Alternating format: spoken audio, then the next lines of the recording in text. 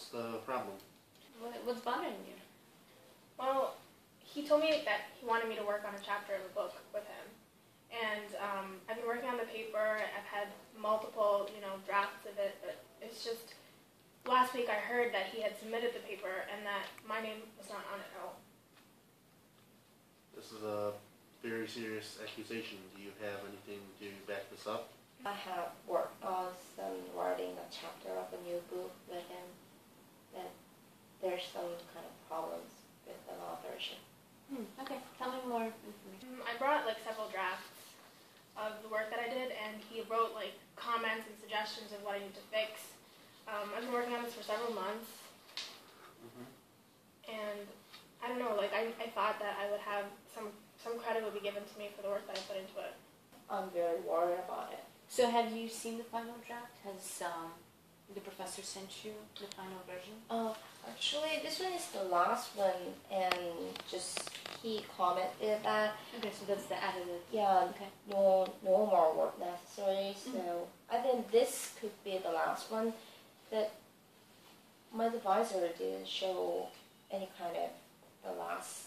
So you haven't seen the final version. Okay. Yeah. So have you spoken with him about this issue? Oh yeah. Yesterday I talked with him, and I asked about the submission, but he just said that it was kind of learning experience for me. So This hasn't been published yet. How do you know that he didn't put your name on it?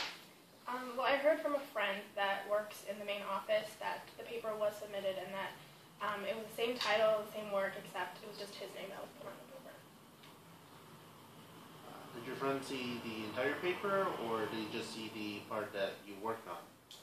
Could be you may have put your name in at the end of the paper in an acknowledgement section or something. Well, I don't know exactly, but I think from what I understood, he just saw the main page and the cover page. At this time, I think have you spoken to Professor Plattner about this? I did actually have a meeting with him yesterday, and when I did, it didn't seem like a big issue. He was very dismissive about it. He just told me that this was just an opportunity for me to learn, and that I'll have other chances in the future to co-author papers. When you spoke with him, did you ask him whether he included you as an author?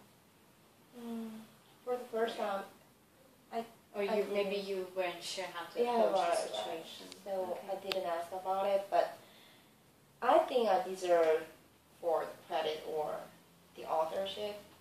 But I don't want to make any problems with my advisor because I'm going to graduating.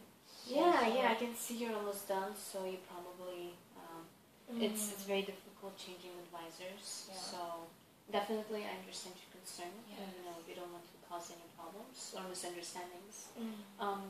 But what I can do is I can speak with your advisor and just, see if you guys are, there's any misunderstanding.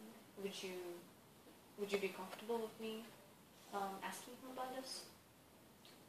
Yes, that could be one of the solutions. Is that okay? Okay.